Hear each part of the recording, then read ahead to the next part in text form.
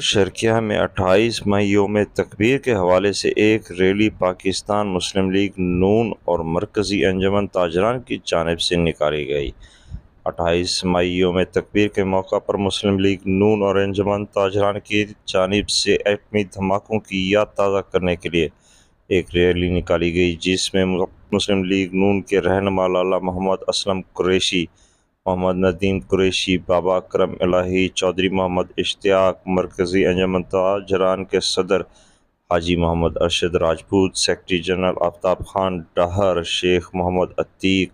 मोहम्मद असलम राजपूत, मोहम्मद तनवीर चौहान, मुन्ना कुरैशी और मलक उस्मान जंगू समेत दीगर शहरियों ने शिरकत की। रैली के शुरका ने पाकिस्तान जिंदाबाद, पाक फौज जिंदाबाद और मियां नवाज शरीफ जिंदाबाद के नारे लगाए। मज़ीद खबरों को देखने के लिए जुड़े रहें न्यूज़ वर्ल्ड के साथ।